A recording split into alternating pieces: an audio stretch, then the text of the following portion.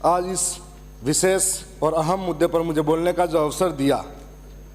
मैं उस आदिवासी इलाके से भी आता हूं और वहां की हकीकत और पीड़ा को मैंने ज़मीनी हकीकत से देखा भी है। मैं ये भी नहीं कहता कि ये सरकारें सही हैं या ये सरकारें गलत हैं। सरकारें कोई भी आई हो, कुछ योजनाएं जो उन्होंने बनाई हो, लेकिन धरातल पे कितनी पहुंची ये अहम बात होती है। मैं साथ साथ में शुरुआत करूंगा कि संघर्षों से जीना सीखा, संघर्ष हमारी गाथा है, सत्ता का कोई शौक नहीं, बस जल जंगल जमीन से हमारा नाता है। मैं बताना चाहूँगा कि आज दक्षिणी राजस्थान का आदिवासी हो या इस देश का आदिवासी हो, जो आदिवासी 5 जनवरी 2011 कैलाश बनाम महाराज सुप्रीम कोर्ट का जजमेंट कहता है इस देश का मूल मालिक आदिवासी है, लेकिन दुनिया चांद पे पहुंच गई, इतनी तरक्की हुई और आदिवासी आज भी छत तलाश रहा है। और आज हम लोग तरक्की की बात करते हैं, लेकिन आदिवासी इलाके के अंदर नेटवर्क की सुविधा नहीं है, मूलभूत सुविधाओं के अभाव में जूझ रहा है। मेरे से पहले पोखरण से आने वाले माननीय सदस्य ने कहा था कि जब वनाधिकार के अधिनियम कानून नहीं बने, उससे पहले आदिवासी इस देश का जंगलों में रहता आया है, लेकिन उससे आज विस्थापित होना पड़ता है।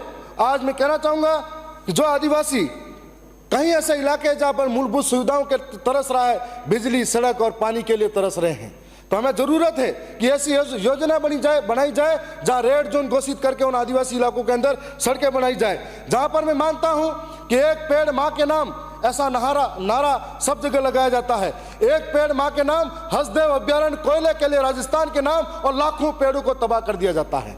दूसरी ओर एक पेड़ माँ के नाम और वेदांता ग्रुप को आज पिपलखोट और बांसवाड़ा जिले के अंदर पेड़ों को कटाई के लिए आदेश दे दिया जाता है। तो एक और दूसरी बात मैं ये भी कहना चाहूंगा कि 2 साल पहले डूंगरपुर जिले के अंदर 6 लाख पेड़ लगाए गए एक ही दिन के अंदर। 6 लाख पेड़ लगाने के बाद गिनीज और वर्ल्ड रिकॉर्ड के अंदर वो पेड़ों का नाम आ गया था, लेकिन आज क्या 6 पेड़ है कि नहीं है, ये बड़ी बात है।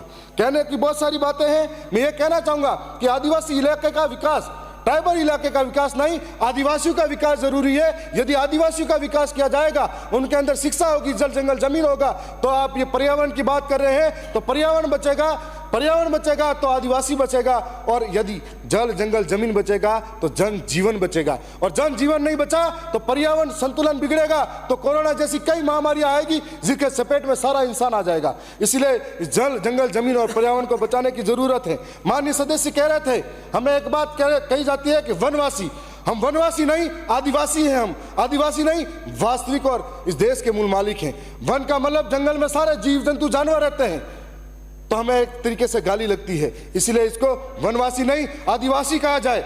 मान्य आप, मैं साथ साथ में यह भी कहूंगा कि हमारे वहां पर तेंदू के पत्तों के बहुत बड़ा संग्रह किया जाता है, जिसके माध्यम से बड़े स्तर पर बीड़ी बनाने का उपयोग किया जाता है। उसमें कई बार जाम जोखिम में कोई पेड़ पे चढ़ता गिर जाता है, तो उसे महायोजना के अंदर शामिल किया जाए, कभी किसी के साथ चोट पहुंचे। और मेरे इलाके के अंदर बीड़ी का बड़ा उद्योग खोला जाए, जिससे तेंदू के पत्ते इकट्ठे वहीं हो और बीड़ी बनाकर पूरे देश के अंदर पहुंचे। मैं ये नहीं कहता हूं कि नशा होना चाहिए, लेकिन जब कर ही रहे तो वहां पर उद्योग भी विकसित हुआ जाए। साथ साथ में सीता माता अभ्यारण्य जो हमारे इलाके के अंदर है, तो सीता माता अभ्यारण्य के अंदर इस वजह से बीड़ी वाला मामला हटा देना है। सीता माता अभ्यारण्य का जो मामला है, वहां पर अभी उड़न गैलरी के नाम से सीता माता वन अभ्यारण्य प्रसिद्ध है। यदि सीता माता वन अभ्यारण्य प्रसिद्ध है, लेकिन आज वो जीव है ही नहीं, जंगलों में खत्म हो रहे हैं। जंगल खत्म होंगे तो सीता माता अभ्यारण्य को देखने के लिए कौन आएगा?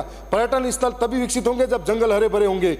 और साथ में अभी सीता माता को आपने बजट में दिया है, तो मैं ये भी चाहूंगा कि बजट में दिया है तो वहाँ के जो रणा पाल और कई गांव है आसपास के, उनको भी विकसित करने की जरूरत है। और साथ में ये भी कहूँगा कि वन विभाग में जो कार्मिक रह रहे हैं, और वन विभाग में कार्मिकों की जो बड़ी लंबित मांग है, तो उनका पे ग्रेड 2400 किया जाए, जो पुलिस के बराबर हो। उनको आधुनिक सुविधाएं प्रदान की जाए ताकि जंगलों के अंदर जानवरों को पकड़ सके और दूसरों से सुरक्षा की जाए।